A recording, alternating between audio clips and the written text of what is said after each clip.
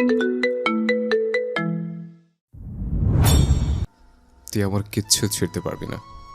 যেমন করেছিল রুহানের সাথে। কল্পনার প্যাচে বাড়ানো হাত ঝট করে নামালো তুষি। অমনি পিচের রাস্তায় ঠুকে গেল কনুইটা। আরেক দফা ব্যথায় লাফিয়ে উঠল তরুণী। কনুই চেপে বিড়বিড় করলো, শালার কুফা পুলিশ, মুখ দেখলেই ব্যথা পায়। ইয়াসির সরু চোখে যায়। তুষির কাণ্ড কারখানা দেখলো কিছুক্ষণ। এতে যেন মেয়েটার সব গুলিয়ে যায়। এমন করে তাকাচ্ছে কেন? ইয়াসির খ্যাক করে বলল, তুই সেই চোর না? এখানে কি চাই? অয়ন ঘুরে তাকালো, কণ্ঠে বিভ্রম। চোর? তুষি ঠোঁট উল্টে রাখে। ও চোর না, চোর আর পকেটমার আলাদা। কিন্তু ভুলটা সহ্য দেওয়ার সাহস হলো না। মোড়ামুড়ি করে দাঁড়ালো কোনো রকম। ইয়াসির দ্বিতীয় প্রশ্ন করলো, আবারও পকেট মারতে বেরিয়েছ? তুষি নিষ্পাপ চোখে বলল, no sir, no no no. কিন্তু ঝটকা খেল অয়ন। অবাক হয়ে বলল, পকেট মার? মেয়ে পকেট মার? তুষি হাত ডলছে, ছিলে গেছে জায়গাটা। ইয়াসির হয়তো এসব নিয়ে কথা বলতে চাইল না। প্রসঙ্গ পাল্টালো অয়নকে দিয়ে। তোর না দেরি হচ্ছে, চল। অয়ন তুষির দিকে চাইলো আবার। ও তাজ্জব এখনো। বেশভূষা ছেলেদের মতো, কিন্তু তাই বলে পকেট কাটে? কি আজব ব্যাপার স্যাপার। কিন্তু ডাক্তারি সত্তাটাকে তো বিসর্জন দেওয়া যায় না। মেয়েটা ব্যথা পেয়েছে, তাই বলল, বাসায় গিয়ে একটু স্যাবলেন লাগিয়ে নেবেন, কমে যাবে। বেশি ব্যথা করলে একটা পেন কিলার, ওকে? তুষি চুপ। ইয়াসির হেলমেট পরছিল। অয়নর দিকে পুরো ঘুরে বলল, এরপর রাস্তা দুদিকে দুটা। ভাইয়া, আমি একটা জিএনজি ডেকে নিই। এখান থেকে সিএনজি পাওয়া টাফ। তুই উপার ডাক, 7-8 মিনিটে চলে আসবে। অয়ন মাথা ঝাঁকালো, পকেটে হাত দিল ফোন নিতে। মনে হলো খালি খালি, যেন কিছু একটা নেই। ক্রস্ত হাতানোর গতি বাড়ালো সে। নেই, মানিব্যাগ নেই। অয়ন হতভম্ব আওড়ায়। এই যা, আমার ওয়ালেট। বিভ্রান্ত নয়নে ইয়াসিরের মুখ দেখল সে। মানুষটার কপালে গুচ্ছ ভাঁজ। চট করে অয়নের পেছনে চাইলো, যেখানে দাঁড়িয়েছিল তুষি। কিন্তু কই সে? ওর দেখা দেখি অয়নও ঘুরে যায়। না, তুষি কোথাও নেই। মেয়েটিকেও দেখা যাচ্ছে না। ও হা করে বলল, কোথায় গেল মেয়েটা? এই তো ছিল, এর মধ্যেই গায়েব। কি অদ্ভুত। ইয়াসির ছোট্ট শ্বাস ফেলে বলল। তোর ওয়ালেট ওই নিয়েছে। অয়নের কণ্ঠ শৃঙ্গে। হ্যাঁ? কি চালাক চোর! কখন নিল? আমি তো কিছু টের পাইনি। চোরটা এরকমই, তোকে টের পাইয়ে চুরি করবে না। বলতে বলতে চারপাশে দেখলো ইয়াসির। এখন কোথায় খুঁজবে এই মেয়েকে? যেই একটু হেলমেট পরায় ব্যস্ত ছিল, হাত সাফাই করে ফেলেছে। আরেকবার পা কেটাকে মজা বোঝাবে। অয়ন বলল, কি আর করার, নিয়েছে যখন ফেরত তো আর পাবো না। তবে সমস্যা নাই, টাকা গেলে যাক। আইডি কার্ডটা ছিল না। বস, একেবারে তোকে নামিয়ে দিয়ে আসে। তোমার দেরি হবে না? না। অয়ন হাঁপ ছাড়লো। সুবিধেই হলো ওর। পেছনে বসতে বসতে বলল, মেয়ে পকেট মার আমি জীবনে প্রথম দেখলাম। তাও আবার তোমার মতো পুলিশের নাকের ডগা দিয়ে নিয়ে গেল। বলতে হচ্ছে পাকা হাত। ইয়াসির চুপ। এতক্ষণে মনে পড়লো তুষি নামটা সে কোথায় শুনেছে। এই চোর মেয়ের নাম তুষি। আবার ওর সাথে যে মেয়ের বিয়ে ঠিক হচ্ছে, তার নামও তুষি।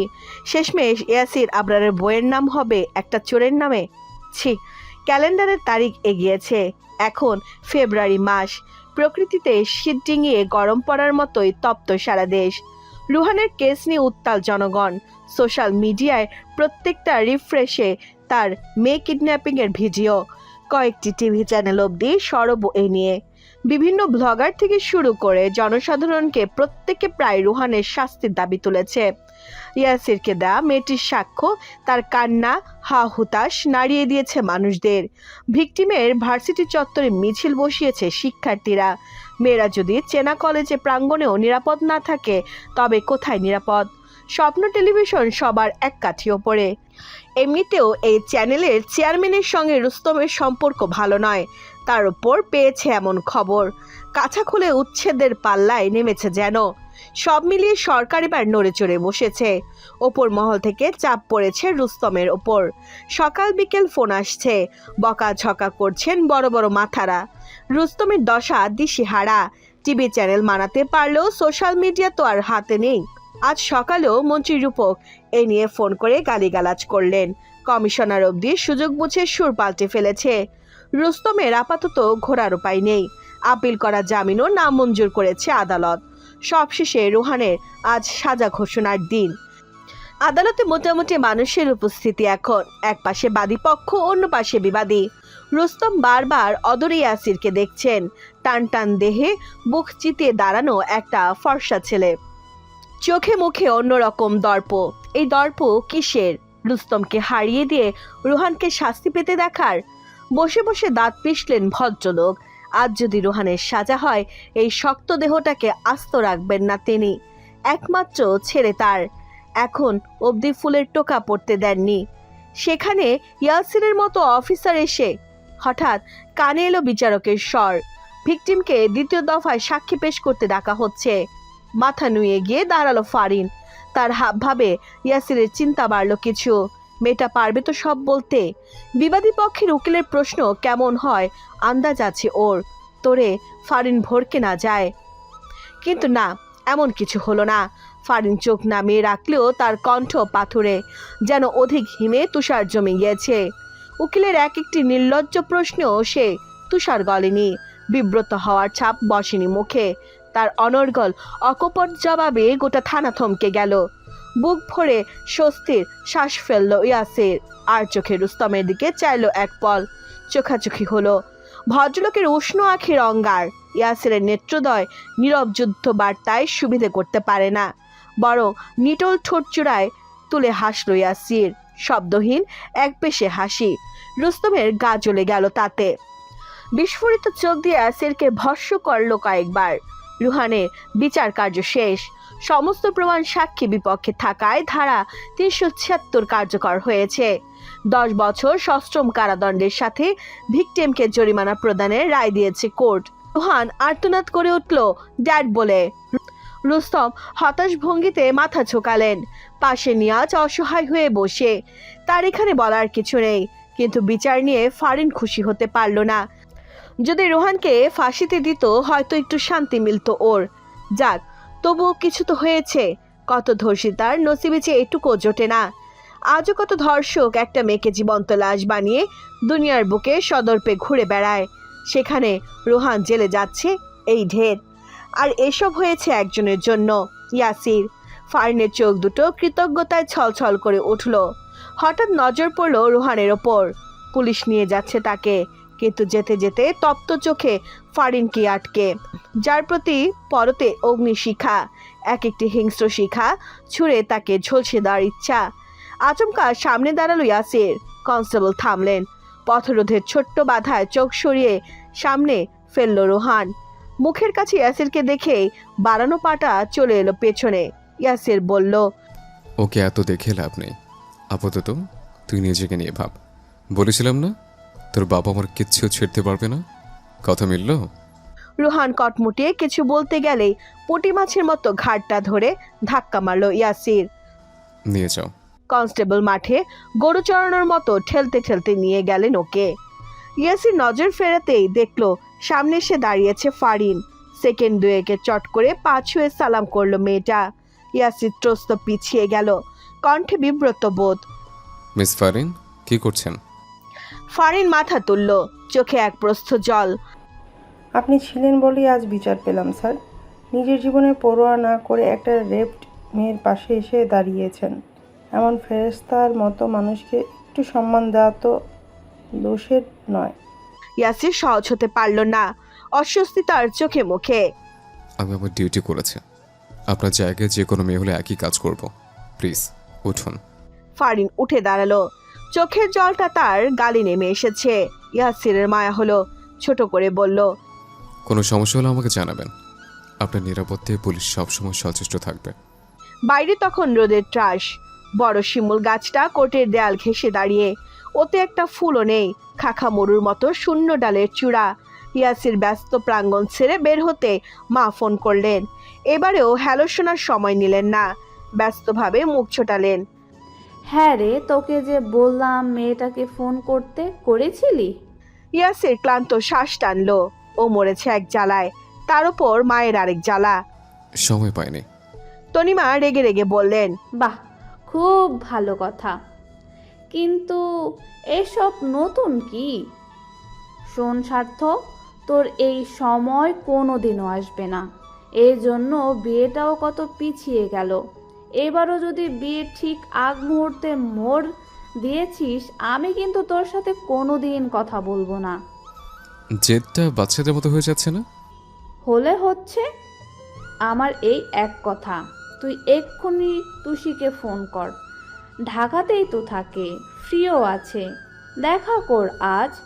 আংটি বদল তাহলে এই সোমবারে করব। তোর বাবা তো বলল। অন্য কিছু বলো। ছেলের কড়া কণ্ঠের দৃঢ়তায় একটু থমকালেন তনিমা। বাবার নাম শুনতে প্রসঙ্গ পাল্টানোর তাগিদটুকু বুঝলেন স্পষ্ট। জিভে ঠোঁট ভেজালেন তিনি, বললেন, না মানে তোর দাদুন। বাড়ির সবাই চাচ্ছিল এঙ্গেজমেন্টটা এই দিনেই হয়ে যাক। তুই আজ একটু দেখা কর না বাবা। হার মানল ইয়াসির, বলল। আচ্ছা। লাইন কাটতেই শরীফ হাজির হলো। ইয়াসিরের কথা শেষ করার অপেক্ষাতে ছিল এতক্ষণ। হৈ হৈ করে বলল, স্যার আপনি তো কামাল করে দিয়েছেন। রুস্তমের ছেলেকে কারাবাদ। মাই গুডনেস, প্রথম হয়তো কোনো বড় মাপের এমপির ছেলেকে সাজা পেতে দেখলাম, তাও আবার রেপিস কেস। ইয়াসির সব কথা এড়িয়ে পাল্টা প্রশ্ন ছুড়ল। এতক্ষণ কোথায় ছিলে? শরীফের আলগা হাসি মুছে গেল, থতমত খেলো কিছুটা। বিচার কার্যকালীন ও কোর্টের ভেতরে ইচ্ছে করে যায়নি। রুস্তমের চোখে একবার পড়ে গেলে বিপদ, তাই চট করে উত্তর দিতে না পারলেও ইয়াসির বুঝে নেয়। ঝট করে প্রশ্ন ছড়ে। তুমি সিগারেট খাও? শরীফ ঝটকা খেলো, চোখে মনে সব জায়গায়। ঘাবড়ে বলল, কেন বলুন তো স্যার, হঠাৎ এই কথা? ইয়াসিরের স্বর পুরো। খাও কি না?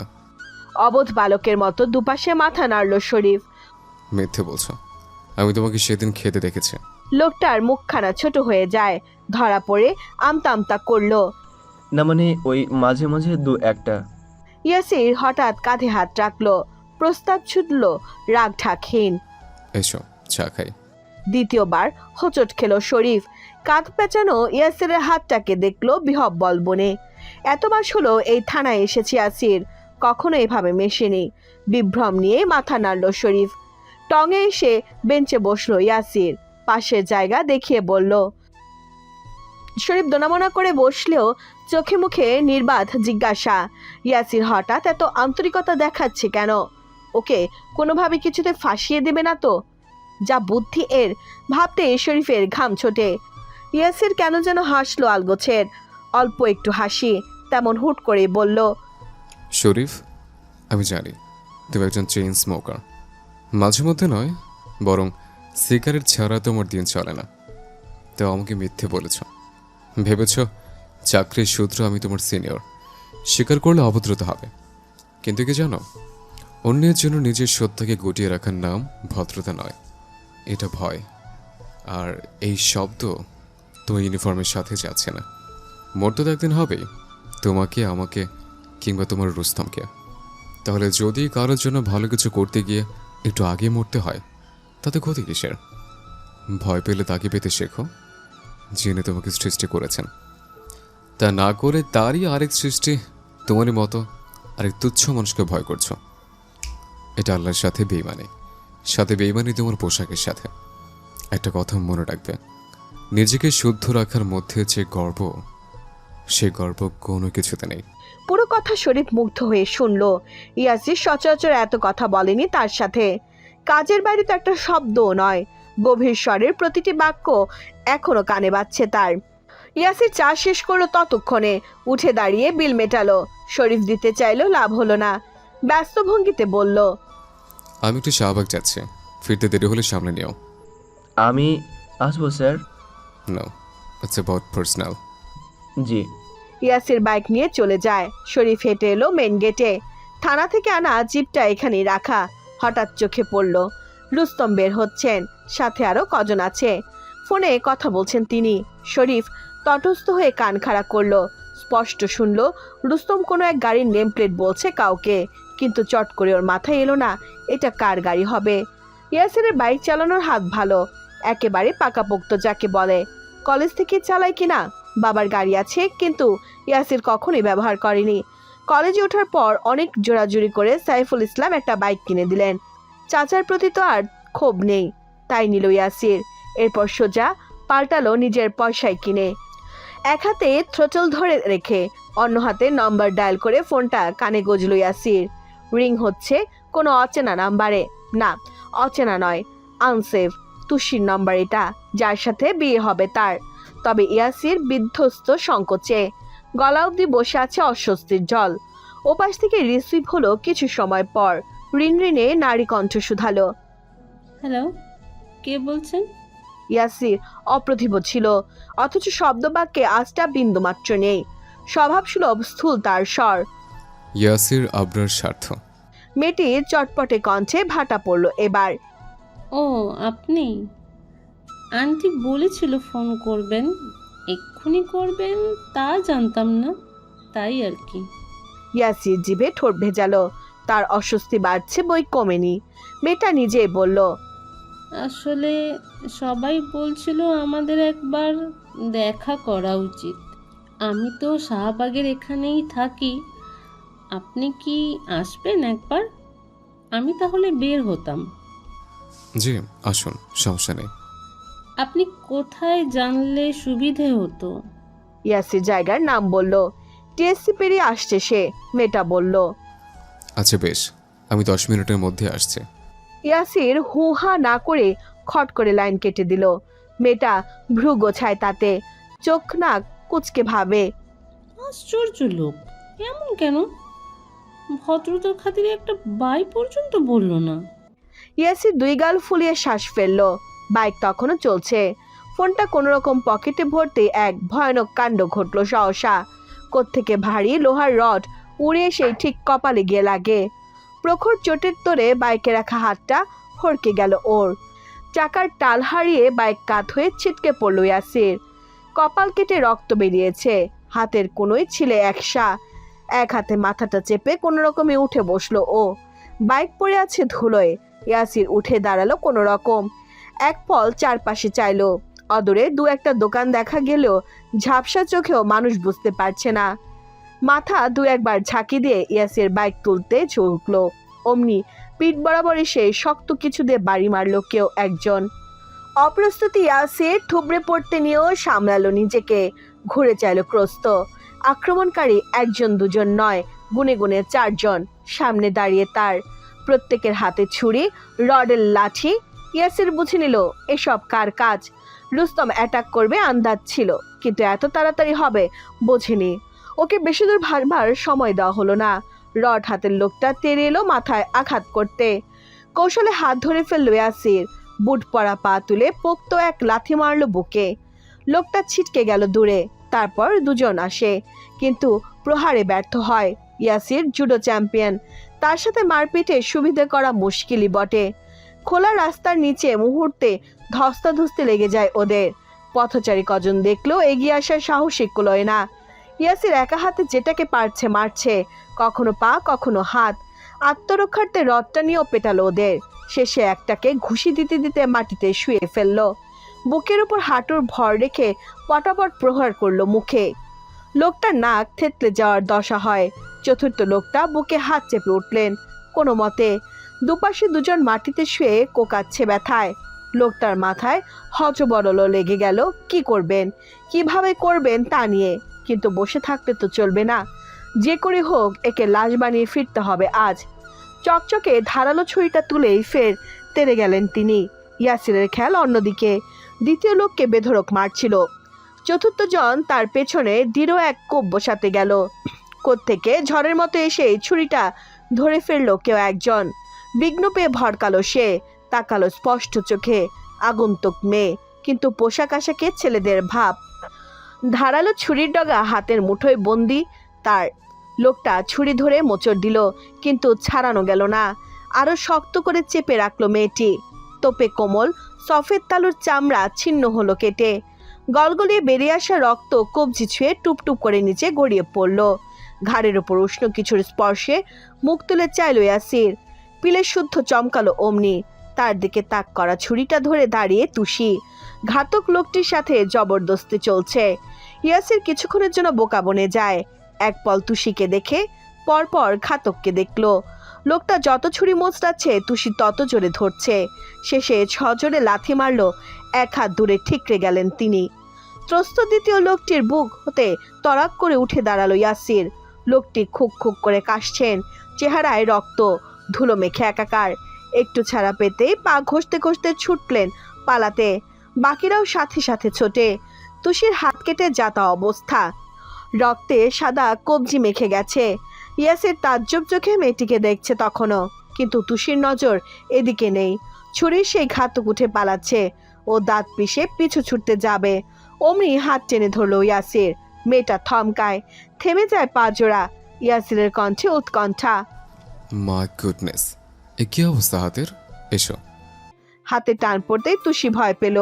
ও যে অয়নের পকেট মেরেছিল সেদিন, মনে পড়ল সেটা। ঢোক গিলে বলল, কথা কম, এসো। তুষির মুখটা চুপসে গেল। ও এখানে এসেছিল একটু ভালো ইনকামের জন্য। ইয়াসিরের উপর হঠাৎ আক্রমণ দেখে নিজেকে সামলাতে পারেনি।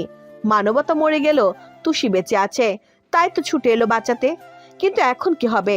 এসব পুলিশ টুলিশের কি মায়া মমতা আছে? ভাইয়ের পকেট কাটার জন্য যদি আবার জেলে ঢুকায়? সেবার তো বলল কোর্টে চালান করবে। হায় হায়, তুষি নীরব হা হতাশ করছে। ইয়াসির ডান হাত চেপে রেখেছে ওকে, বাম হাত তুলে সিএনজি ডাকলো। অল্প পথ, রিক্সা হলেও চলবে, কিন্তু একটা মেয়ের সাথে এত পাশাপাশি বসাতে তার আপত্তি। 3 চাকার বাহন কাছে এসে দাঁড়াতে ইয়াসির বলল, ওঠো। ভাবুক তুষি শোনেননি। ও কণ্ঠ চড়া করে ডাকলো, এই চোর, ওঠো। মেয়েটা নড়ে ওঠে, কণ্ঠে দোনামনা। মানে উঠতে বলেছে। কড়া কণ্ঠ শুনে তুষির সাহস হয়, হতাশ ভঙ্গিতে বসলো ভেতরে। ইয়াসির ভেবেছিল ও চালকের পাশে বসবে, কিন্তু না, জায়গা নেই। অনিচ্ছায় তুষির পাশে বসলো তাই। কিন্তু সিটের 2 প্রান্তে 2 জন। তুষি ঠোঁট কামড়ে ভাবলো, আমাকে কি পকেট কাটতে দেখে নিয়েছিল, এখন কি কোর্টে নিচ্ছে? ও মাই গড, সুযোগ আছে। লাভ দি গাড়ি থেকে। সিএনজি চলছে। ইয়াসির শরীফকে ফোন করলো। বাইকের অবস্থা শোচনীয়, বলল, লোক পাঠিয়ে গ্যারেজে নিয়ে যেতে। তুষি খেয়াল করলো ও ফোনে ব্যস্ত। আস্তে করে ছিটকিনিটা টানতে গেল, তাই যেই হাত ছোঁয়াবে ভেসে এলো সেই গুরুভার স্বর, ডোন্ট মুভ। ভুল এসব করতে গিয়ে কপালে দুঃখ টেকো না। তুষির চল ঝুলে যায়, হাতটা সরিয়ে আনে দ্রুত। না না না, আমি তো ছিটকিনিটা দেখছিলাম। কোনোদিন এত সুন্দর ছিটকিনি দেখিনি তো, তাই আর কি। ইয়াসির কিছু বলল না। শরীফের সাথে কথা বহাল হলো। ও বিড়বিড় করে মনে মনে, কি চালাক মাইরি, হাত নাড়ালেই হাতই বুঝে ফেলছে। ইয়াসির সোজা ওকে নিয়ে হাসপাতালে এসেছে। বিশালাকার সাইনবোর্ড দেখে এতক্ষণে দম ফেললো তুষি। এর মানে ওকে জেলে ভর্তি নয়, ডাক্তার দেখাতে এনেছে। যাক, তাহলে লোকটার দয়ামা কিছু হলেও আছে। তুষির ঠোঁটে হাসি ফুটলো, গদগদ ভাব করে বলল, স্যার, আমার কিন্তু কিছু হয়নি, একদম গুড আমি, নো টেনশন টেকিং। এরকম স্মল স্মল কাটিং অনেকবার। ইউ আমাকে ছেড়ে দিন, আই গো মাই কাজ নো। ইয়াসির তপ্ত চোখে ফিরল, ঠোঁটে আঙুল চেপে বোঝালো। তুষি ঠোঁট টিপে মাথা কাত করলো। ইয়াসির তখনও হাত ছাড়েনি। ইমার্জেন্সি ওয়ার্ডে এলো সোজা। সেখানকার লোকজন পুলিশ দেখে একটু তৎপর হলেন। তার উপর ইয়াসির এই কদিনের পরিচিত মুখ। রুহানের কেস চলাকালীন তার সাক্ষাৎকার বেশ পরিচিত।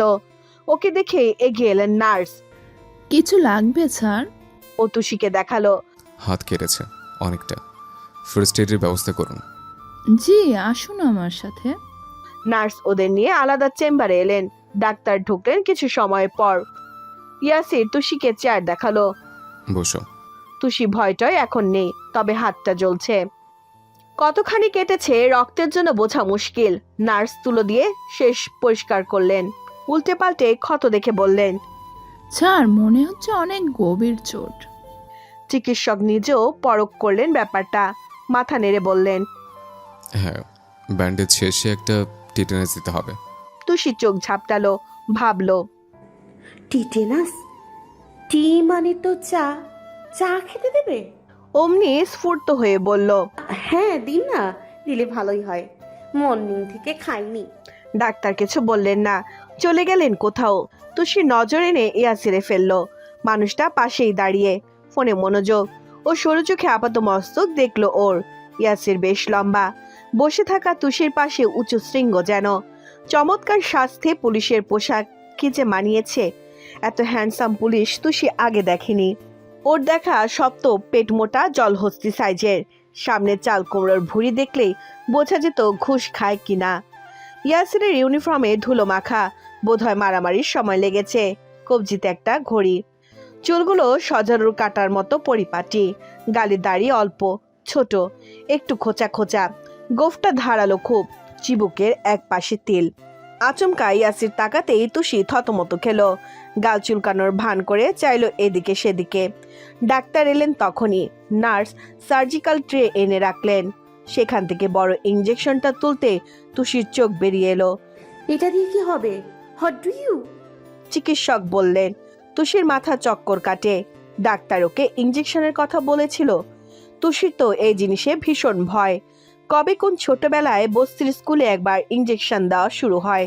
তুষিকে চেপে ধরে এমন ভাবে দিয়েছিল, বেটা গোটা দুরাত জ্বরে ঘুমোয়নি সে। হাত নাড়ানো অবধি বন্ধ হয়ে গিয়েছিল। জায়গা পেকে সে বাজে অবস্থা ভেবেই তুষি আর্তনাদ করে বলল, না, আমি দেব না। No no no, not give me. চিকিৎসক ইয়াসিরের দিকে চাইলেন, নীরবে শুধালেন কি করবেন। তুষির চিৎকার শুনে ও কান থেকে ফোন নামিয়েছে, পকেটে ভরতে ভরতে বলল, যা দরকার করুন, আমি আছি। তুষি জোরে জোরে মাথা ঝাঁকালো। না না না স্যার, আমি দিব না। ইয়াসির বাজ খায় ধমক দেয়। চুপ। অমনি তুষি শক্ত হয়ে গেল। পিঠটা শটান গিয়ে ঠেকলো চেয়ারের সাথে। নার্স শার্টের হাতা গোটাতেই দাঁত চেপে চোখ খিচে নিল জোরে। সূচের মাথাটা যে ত্বক ভেদ করেছে, মেয়েটা মনে হলো আজ সে শেষ। আতঙ্কে কি করবে, কি ধরবে বুঝে উঠল না। পাশে ছিল ইয়াসির। খপ করে ওর হাতটায় চেপে ধরলো তুষি। ধরার তোরে খসখসের চামড়ায় নখ বিঁধে গেল। ইয়াসির ভ্রু কুচকে সেথায় দেখলো এক পল। তারপর ফিরল তুষির পানে। ফ্যাকাশে ঠোঁট নড়ছে মেয়ের, দোয়া পড়ছে হয়তো, গা কাঁপছে। ইয়াসির আশ্চর্য হয়। ছুরি দিয়ে হাত কাটলো, গুন্ডাদের বুকে লাথি মারলো, তাড়া করতেও যাচ্ছিল ওদের। এত সাহস যেখানে, সে মেয়ে এখন একটা সামান্য ইঞ্জেকশন দিতে বসে এমন ঠক ঠক করে কাঁপছে।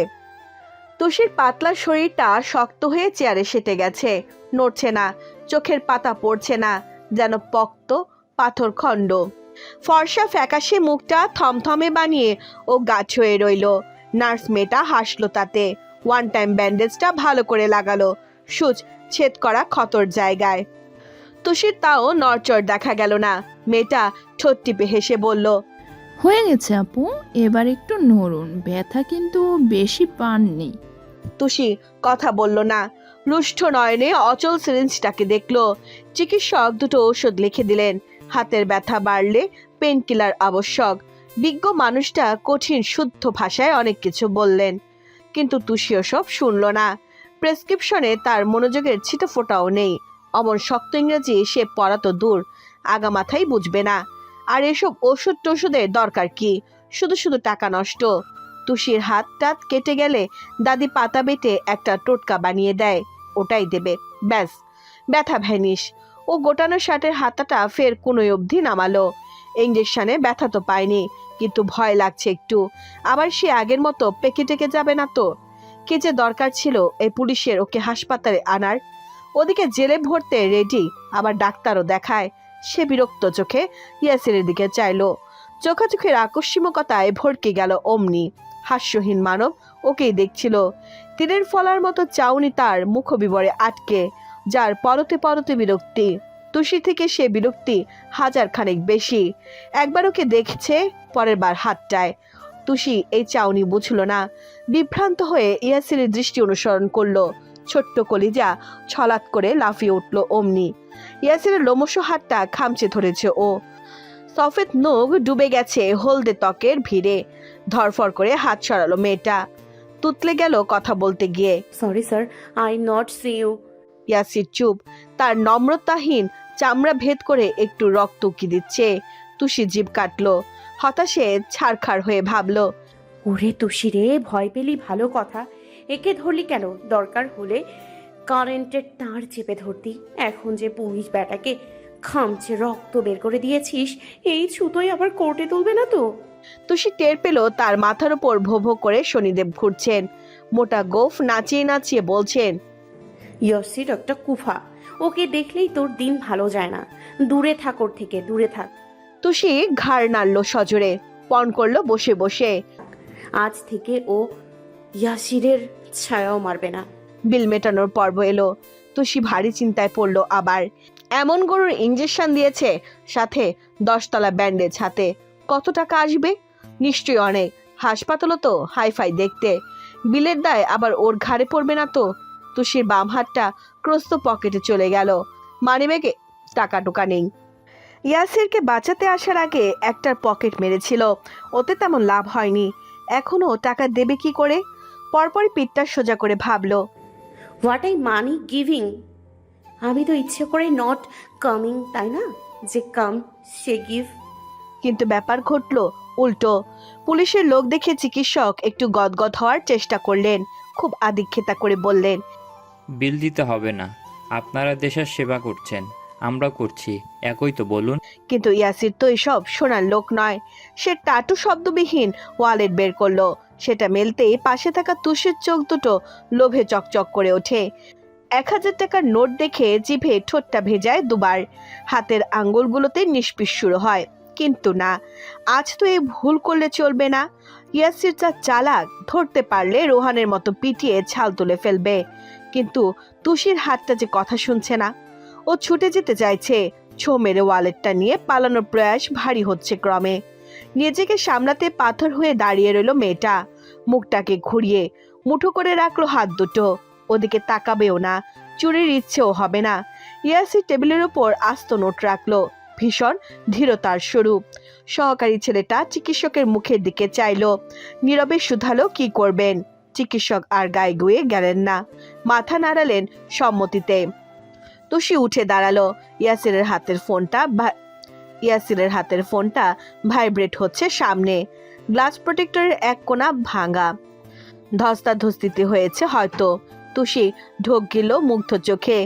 এরকম একটা ফোন কিনতে হলে ওকে ঠিক আর কয়টা পকেট মারতে হবে?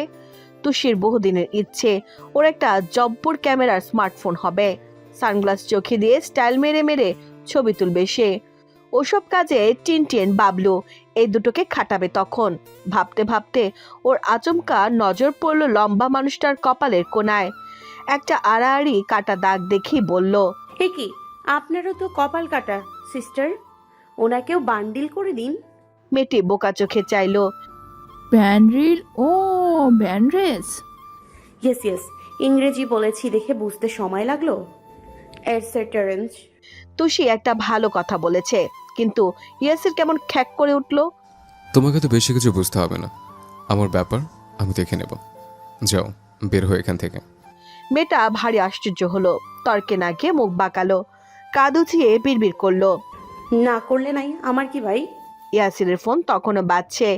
সোজা হাসপাতালের বাইরে এসে কল রিসিভ করলো। তুষি ঠিক পেছনে ছিল। ওকে থামতে দেখে দাঁড়ালো সেও। হ্যালো, আপনি কোথায়? আমি তো অনেকক্ষণ ধরে দাঁড়িয়ে আছি। মেলি কণ্ঠ। ইয়াসিরের কপালে ভাঁজ বসলো। বিভ্রম নিয়ে স্ক্রিনটা দেখলো ফের। ও, সেই তুষি।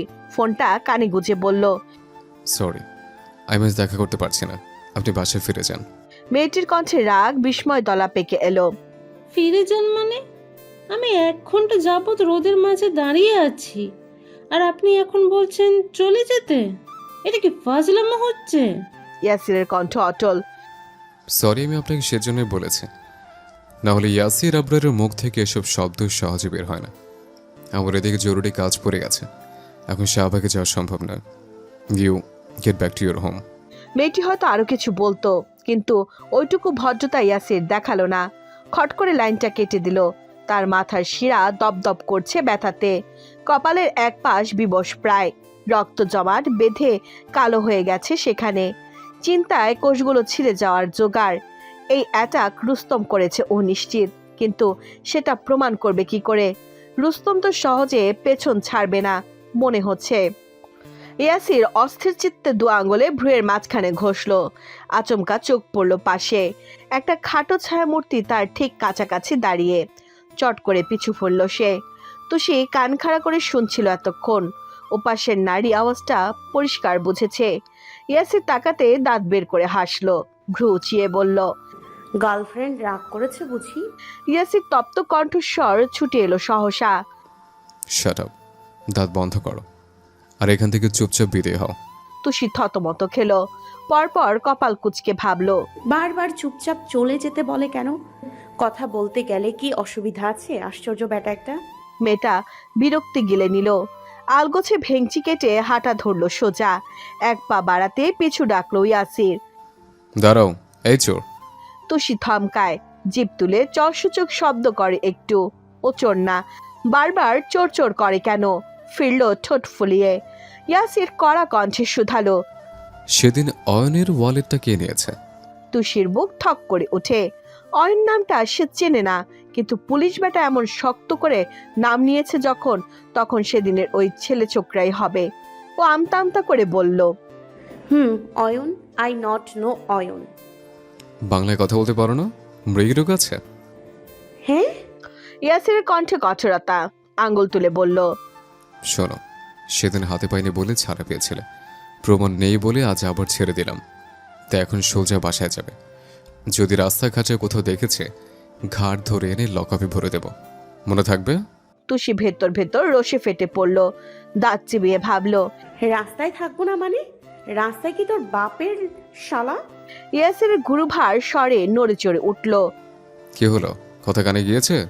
তুষি বাধ্য, নিশ্চুপ মাথা কাত করলো, ছোট শব্দে জানালো, মনে থাকবে স্যার। যাও।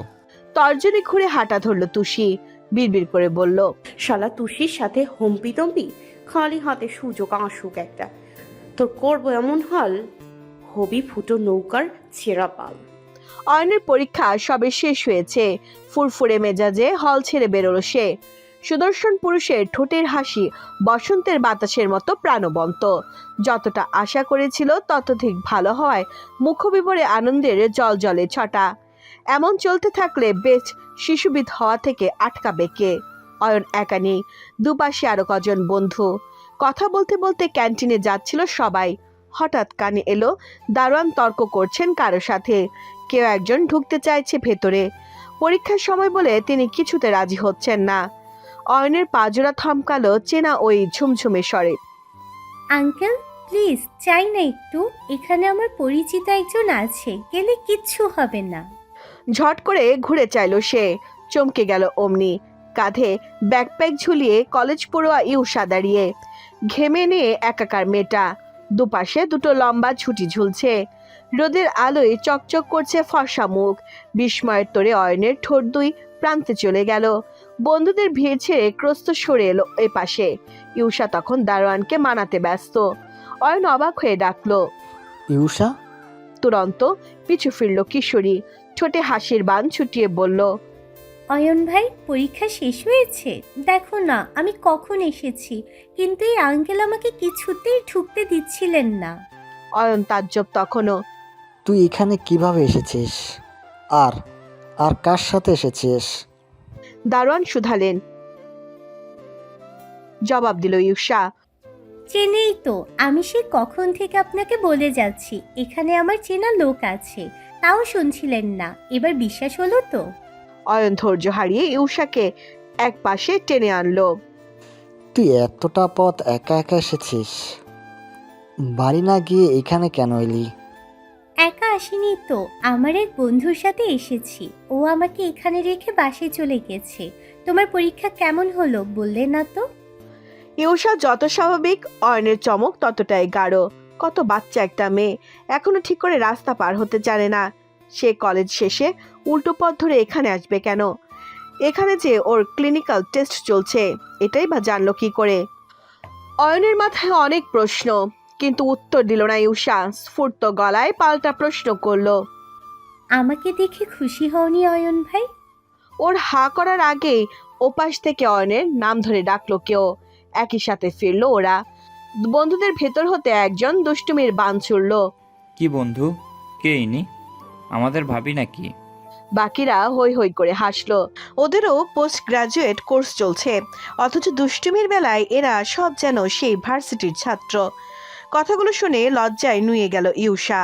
পলাশের ঝাঁক ছুটে এসে বসলো দুগালে, ফোলা মুখখানা নামলো নিচে। অয়নের বন্ধুদের মুখে ভাবি ডাক যেন অমৃতের মতো, কিন্তু চটে গেল অয়ন। রেগে রেগে বলল, বাজে কথা বলবি না, ও আমার ছোট বোন ইউষা। ইউষার হাসিটা দপ করে নিভে যায়। আহত চোখ তুলে চায় তার দিকে। বোন? অয়ন ভাই ওকে এখনো বোন ভাবে? অয়নের চোখে মুখে বিরক্তি। ইউষার ব্যথাতুর চাউনিতে তোয়াক্কাই নেই। খপ করে ওর হাতটা ধরলো, একটানে গেটের বাইরে এনে বলল, কেন আসলি এখানে? দেখছিস ওটা কেমন বাজে কথা বলছে। ইউষার লালচে ঠোঁট ফুলে যায়, মনে মনে বলে, বাজে কই, ওরা আমার জীবনের সবচেয়ে সুন্দর কথাটা বলেছে অয়ন ভাই। তুমি গাধা, তাই বোঝোনি। কিন্তু জিভ থেকে খসাতে পারল না। মুখ ভার করে মাথা নামালো। অয়নের চোখে লাগলো ব্যাপারটা। ইউষার মন খারাপ, ওর ভালো লাগে না। মেয়েটা চঞ্চল, চঞ্চলরা সবসময় চাঁদের মতো হাসবে, ঝর্ণা হয়ে ছুটবে। ওদের কালো মুখে মানায় কখনো? ফোঁস করে দম ফেলে বলল, আচ্ছা বেশ, যা হয়েছে হয়েছে, কি খাবি বল। ইউষা চুপ, চিবুক গলায় ফেলে রাখলো। অয়ন বলল, শুরু হয়ে গেল, খাবি কিছু না আবার ডাকবো? ইউষার শব্দ নেই, সুকোমল গাল ফুলে আছে রাগে। অয়ন হাসলো এবার, বলল, হয়েছে, এত অভিমানের দরকার নেই, চল আইসক্রিম কিনে দেই। উত্তরের অপেক্ষায় সে রইল না। মেয়েটার হাত টেনে নিয়ে গেল ওপারে। ফুটপাত ধরে অনেকগুলো ভ্যান বসে সেখানে। অয়ন একটা বাটারস্কচ নিল, ইউষার পছন্দের এটা। মেয়েটার অভিমান গলে জল হয়ে আসলো সহসা। অয়ন ভাই কি সুন্দর মনে রাখেন ওর পছন্দের কথা। সুনয়না আলগোছে হাসলো, যে হাসি অয়নের চোখে পড়বে না। মানুষটা বিল মেটাতে ব্যস্ত যখন ও প্যাকেট খুলে খেতে থাকে। ফাঁক ফোকরে আর চোখে চায় কবার। খেতে গিয়ে ঠোঁটের এক পাশে আইসক্রিম লেগে গেল। অয়ন দেখলো সেটা, বীতস্পৃহ সে ভ্রু কুচকে বলল, বড় হবি না ইউষা? মেয়েটা চোখ নিষ্পাপের মতো। কি করেছি? অয়ন কথা বলে না। পকেট থেকে রুমাল নিয়ে চুপচাপ ঠোঁটে চেপে ধরে। লেগে থাকা আইসক্রিম বড় যত্নে মুছে দেয়, যতটা যত্নে শ্বাস আটকে পড়ল ইউষার। মেরুদণ্ড ধনুকের মতো সোজা হয়ে গেল, সাথে হাড় ছুঁয়ে নেমে চলল অনুভূতির এক হিমহিম স্রোত। অভিমানী টৈটুম্বুর নজর জোড়ায় তার মেখে এলো প্রেম, যে প্রেমের তোরে অয়নের প্রতি সে বহুবার হারায়।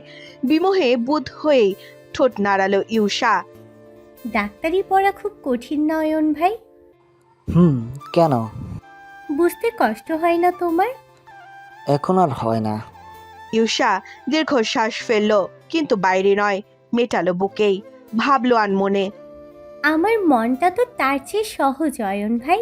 অত কঠিন পড়া বুঝতে কষ্ট না হলে এটা বুঝতে এত কষ্ট কেন তোমার?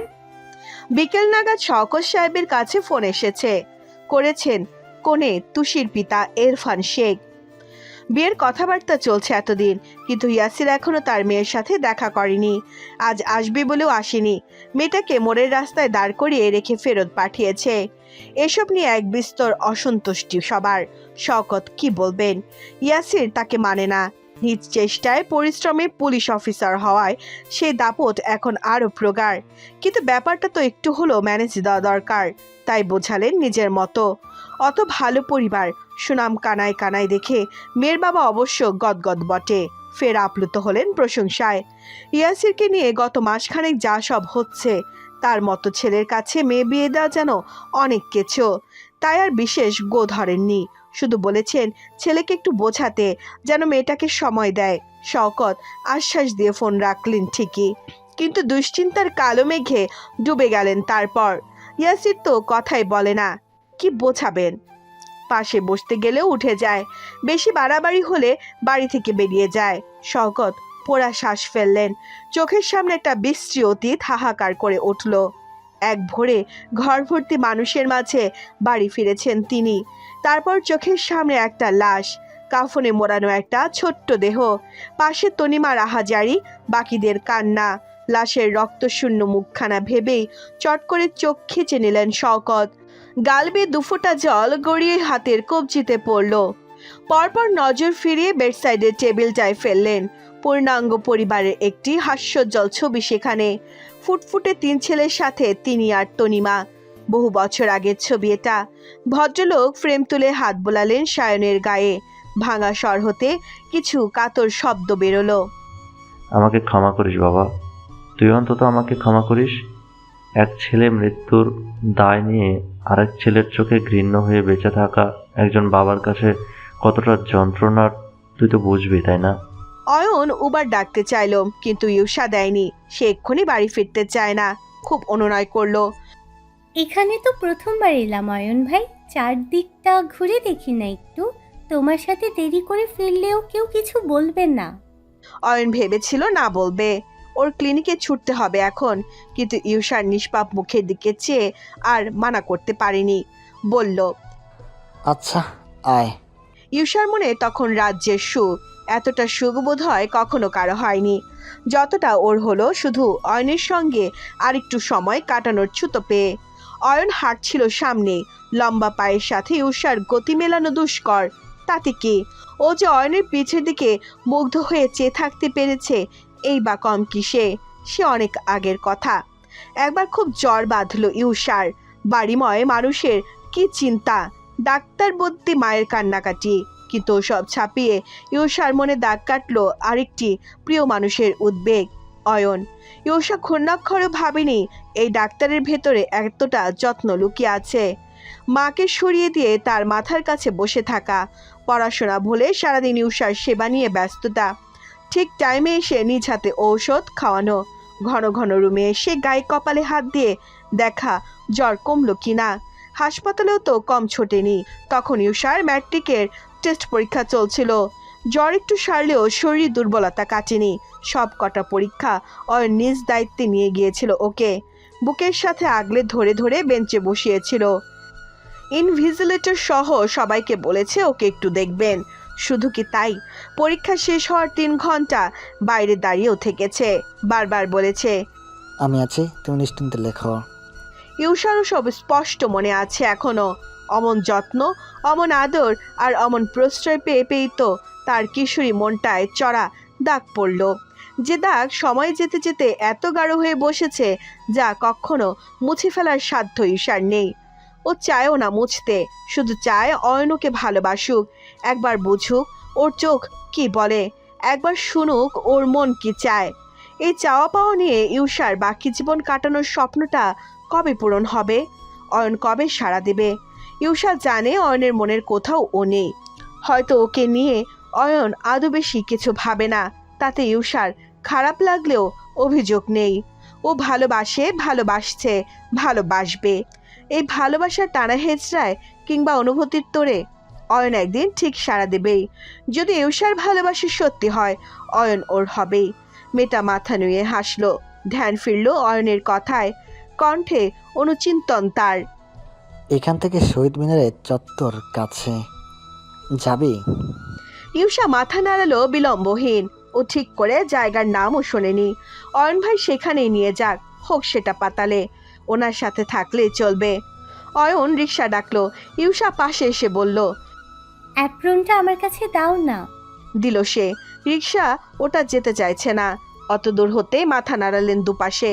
অয়ন বলল, আমি সামনে থেকে রিক্সা ডেকে আনছি, তুই এখানেই দাঁড়া। বলে চলেও গেল।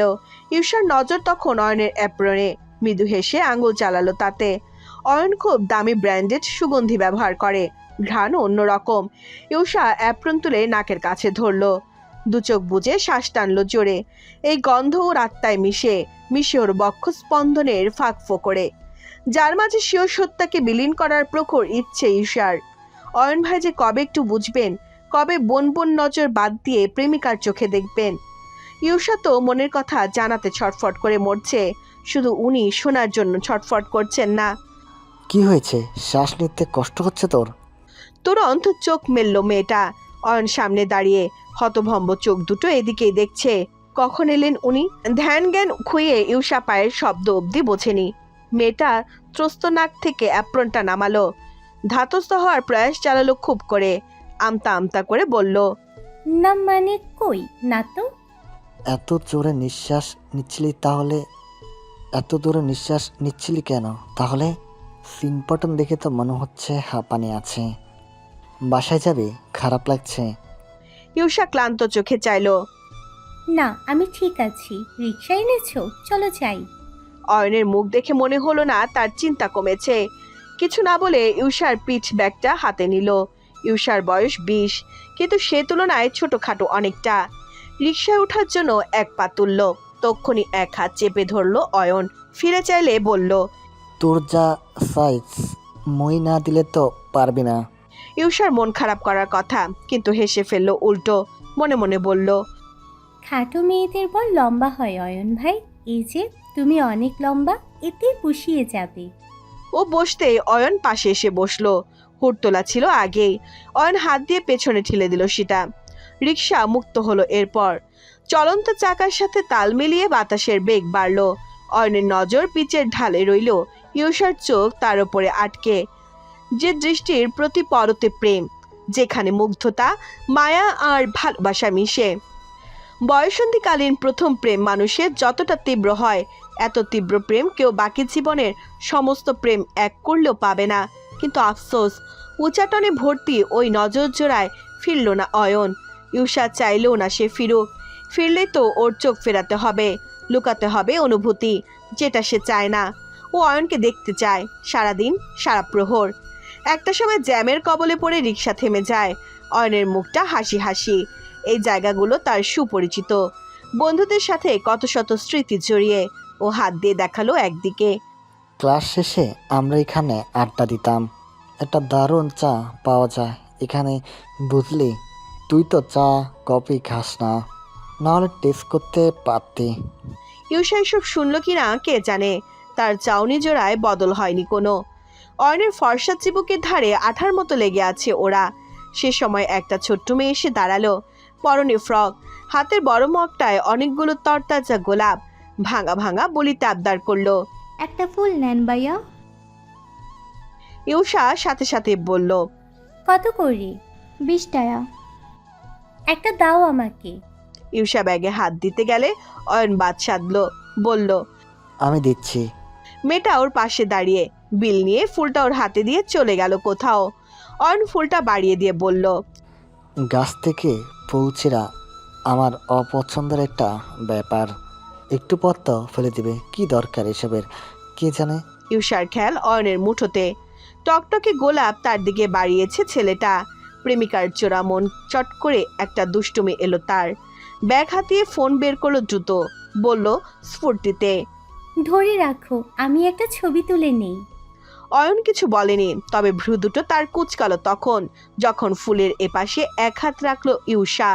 যখন অয়ন ফুল দিচ্ছে আর সে নিচ্ছে, এভাবে একটা চমৎকার ছবি কয়েদ হলো ক্যামেরায়। অয়নের কপালে ভাঁজ এবার প্রগাঢ়তা পেল।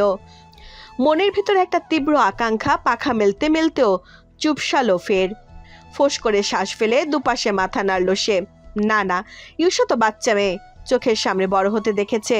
ও এখন এসব বোঝে কিনা তারই ঠিক নেই। অয়ন, তুই বোধহয় অহেতুক বেশি বেশি ভাবছিস। ইয়াসির বাড়ি ফিরল সেই মধ্যরাতে। আজ আর কেউ সজাগ নেই, যে যার মতো খেল টেনেছে দৌড়ের। শুধু মা বসেছিলেন সোফায়, মুখখানা ভার। ইয়াসির খেয়াল করেনি, রুমে যেতে যেতে বলল, ফ্রেশ হয়ে আসছে। তনিমা চুপ করে রইলেন। ইয়াসির ঘরে ঢুকলো, পরপর ফিরল পায়ের শব্দে। একেবারে পিছু নিয়ে ভেতরে এসেছেন তনিমা। ও অবাক হলো একটু। মায়ের চোখ মুখ গম্ভীর। অন্য সময় হাসেন, কত কি জিজ্ঞেস করেন। প্রশ্ন করলো ইয়াসির, কিছু বলবে? অমনি গজগজি উঠলেন তিনি। কি বললো? কি বলার বাকি রেখেছিস?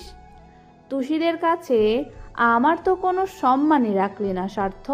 মেয়েটাকে আমি কত আশা নিয়ে বললাম তুই ওর সাথে দেখা করতে যাবি, সেখানে তুই কি করলি? এটা ঘন্টার পর ঘন্টায় রাস্তায় দাঁড় করিয়ে রেখে ফেরত পাঠিয়ে দিলি। বিয়ে করতে মন না চাইলে বলে দিবি যে করব না, বাদ দেওয়া সব। কিন্তু এক মুখে বিয়ের জন্য রাজি হয়ে অন্য মুখে এমন অসম্মান করলি কেন? বলতে বলতে গলার স্বরটা বুঝে এলো তার। ইয়াসির বুঝলো মা কষ্ট পেয়েছেন, আর তার মাত্রা এত গভীর। এই যে ইয়াসিরের কপাল কেটে গেছে, একটা ফার্স্ট এড ব্যান্ডেজ আছে সেখানে, কিচ্ছু খেয়াল করেনি। ও ফোঁস করে শ্বাস ফেললো, বলল, আমি কাল দেখা করব, খুশি? তনিমার চোখ ছলছলে। সত্যি বলছি না, আবার পাল্টি খাবি? সত্যি বললাম, পাল্টে খাবো কেন? করিসই তো পুলিশের চাকরি, কোনো বিশ্বাস নেই। ইয়াসির অবসন্ন চোখে চাইল। তনিমা হেসে ফেললেন। মজা করছি, আমি তো জানি আমার ছেলে কত দায়িত্ববান পুলিশ অফিসার। আচ্ছা শোন, তুই তাহলে কাল ওকে ফোন করে ডেকে নিস, কেমন? ইয়াসির মাথা নাড়ালো। তনিমা বের হতে নিলেন, হঠাৎ থেমে ফিরে চাইলেন আবার। ইয়াসির ইউনিফর্ম ছাড়ছিল, মুখটা খেয়াল করে আটকে উঠলেন রমণী। এ কি, তোর কপালে ব্যান্ডেজ কিসের? ওর কণ্ঠ নিষ্প্রভ। যাক, খেয়াল করলে তাহলে।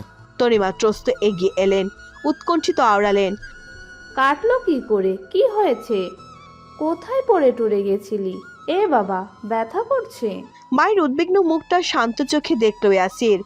এই মমতার নজরেও এখনো বড় হতে পারেনি। পুলিশ অফিসার তো একদমই নয়, সেজন্য এখনো মা ভাবছেন কোথাও পড়ে গিয়ে চোট লেগেছে। কিন্তু সত্যিটা ইয়াসির বলল না। শুধু শুধু মায়ের চিন্তা বাড়িয়ে লাভ নেই, জবাব দিল সুস্থির। গাছের ডাল ঝুঁকেছিল, খেয়াল করিনি, সেখানটায় লেগেই। সে কি, একটু সাবধানে হাঁটাচলা করবি না? এমনিতেই তো তোর মাইগ্রেনের সমস্যা, রাতে যদি ব্যথা বাড়ে। অল্প কেটেছে মা, এত চিন্তার কিছু নেই। যে পেশে আছে এতে আরো বড় কাটাছেঁড়া বাকি। মা শান্ত হলেন না, অমন অস্থির হয়ে বললেন। একটু শেক দিয়ে দেই, ফোলা ভাবটা কমবে তাহলে। ইস, কি একটা অবস্থা! তুই ফ্রেশ হ, আর নিচে নামার দরকার নেই, আমি বরং খাবারটা ঘরে নিয়ে আসি। পাল্টা বলার সুযোগ না দিয়ে তনিমা বেরিয়ে গেলেন দ্রুত। ইয়াসির আলগোছে হাসলো। সে হাসি সেকেন্ডের মাথায় উবে গেল হঠাৎ। আর তো নজর মেলে জানালার বাইরেই চাইল সে। চোখের পর্দায় ভেসে উঠল কিশোর সায়নের মুখখানি। ইয়াসিরের থেকে মাত্র 1 বছরের বড় ছিল সায়ন, তবুও সম্পর্কে বড় ভাই সে। ইয়াসিরের হলদে আননে বিষাদ বসতে পারল না। খুব কৌশলে বিষণ্ণতা গিলে নিল সে। ঠোঁটের কোণ গলে কাষ্ঠ হাসি ছুটল এক চোট। ঢোক গিলে বলল, তুই সব মিস করছিস সায়ন। মায়ের এত যত্ন, ভাই বোনদের আনন্দ, সব মিস করছিস। আচ্ছা, তাহলে তুই আনলাকে না? তুই শূন্যতে পড়তে থাকে আমরা। ইয়াসিরের বিয়ের সমস্ত বন্দোবস্ত শেষ। দুই পরিবার প্রথমে ভেবেছিল আংটি বদলের একটা বিরাট আকার আয়োজন করবেন, কিন্তু রুহানের কেসের পরপর ইয়াসিরের উপর আরো কত নতুন নতুন কেসের ভার পড়েছে। তার লাগাম ছাড়া ব্যস্ততায় অতিষ্ঠ হয়ে সৈয়দ ভবনের বয়োজ্যেষ্ঠরা মেয়েকে আংটি পরিয়ে এসেছেন। এই শুক্রবারই বিয়ের তারিখ ফেলেছেন তারা। ইয়াসির মায়ের কথায় সেদিন ফোন করলেও তুষিকে পাওয়া যায়নি। ইউনিভার্সিটির বসন্ত উৎসব নিয়ে মেতে থাকায় সাক্ষাৎ হয়নি তাদের। তাই আজ সময় মিলিয়ে দুজন দেখা করতে এলো। ধানমন্ডির একটি সুসজ্জিত সুন্দর রেস্তোরাঁ এটা। ইয়াসির বাইক নিয়ে এসেছে। ব্যক্তিগত কাজে সে সরকার প্রদত্ত জিপ ব্যবহার করে না। ডিউটির ফাঁকে আসায় পরনে ইউনিফর্ম ছাড়েনি। তুষি মেয়েটা আগে থেকেই রেস্তোরাঁর ভেতরে বসেছিল। ওপাশে বিশাল কাচের বেষ্টনী, সরব রাস্তায় স্পষ্ট দেখা যায়। ইয়াসির ঢুকতে রিসিপশনার ছেলেটি চোখ বড় করলো। পুলিশ কেন? কোনো গোলমাল হয়নি তো? ম্যানেজার কাউন্টার রেখে ক্রস্ত এগিয়ে এলেন, সালাম ঠুকে বললেন। ইয়াসির এতে বিরক্ত হয়। রুহান কেসের জের ধরে দেশে তার মুখটা বেশ পরিচিত এখন। তার উপর পুলিশের লোক, সবাই একটু আধটু গদগদ ভাব করতে ওস্তাদ। ও সোজা সাপটা বলল, এত খাতিরের কিছু নেই। আমি এখানের 5টা সাধারণ মানুষের মতো এসেছি। আপনি নিজের কাজ করুন, যান। নো ওয়ারিস। লোকটা কিছুটা থতমত খেলেন। সুপুরুষ ইয়াসির আপাতমস্তক দেখলেন বাঁকা চোখে, মাথা নেড়ে ফিরে গেলেন। তাও ইয়াসির চারপাশে চাইল, অনেকেই ওকে দেখছে, কিন্তু সে খুঁজলো ছবিতে দেখা মেয়েটিকে। পেলেও এক কোণে তুষি মেয়েটা ফোনে কথা বলছিল, মুখভঙ্গি গুরুতর, যেন ভয়ানক কিছু ঘটেছে। ওপাশে কারো সাথে তর্ক চলছে নিরন্তর। ইয়াসির সামনে এসে দাঁড়ালো, শুনলো কয়েকটি পরিষ্কার লাইন।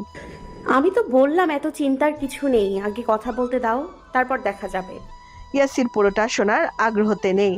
তাকে আবার এতটা পথ বাইক ছুটিয়ে থানায় ফিরতে হবে। গলার শ্লেষা কাটাতে কাশলো একবার। তুষি ফিরল। ইয়াসিরকে দেখে চমকালো যেন। ফোনটা কান থেকে নামালো দ্রুত। ইয়াসির জানে এটাই সেই মেয়ে, তাও নিশ্চিত হতে শুধালো, তুষি? হাসলো মেয়েটি। জি জি, বসুন। মুখোমুখি চেয়ার টেনে বসলো ইয়াসির। ফাইনালি আপনার সময় হলো। ইয়াসির সৌজন্যতায় ঠোঁট বাঁকালো এক পাশে, মেনু কার্ড ঠেলে দিয়ে বলল, কি খাবেন? এই তো এলেন, কথাবার্তা বলি, তারপর না হয়। কিছু মনে করবেন না, আমি আসলে হাতে অতটা সময় নিয়ে আসিনি। মা বলেছিল দেখা করা জরুরি। সেদিন আমার ব্যবহারে আপনি হার্ট হয়েছেন, সেজন্যই আসা। দেখা যখন হয়েছে, কথাবার্তা না হয় বিয়ের পর বলা যাবে। তুষির মেজাজ খারাপ হলো। কি লোক এমন মুখের ওপর ফটর ফটর উত্তর কে দেয়, তাও বিয়ের আগে? আপনার মনে হয় না বাস্তবতার মাঝেও আপনার এখন আপনার উঠবি ওয়াইফকে একটু সময় দেওয়া উচিত? আফটার অল বাকিটা জীবন তার সাথে কাটাবেন। বিয়ের তো মাত্র 1 সপ্তাহ বাকি।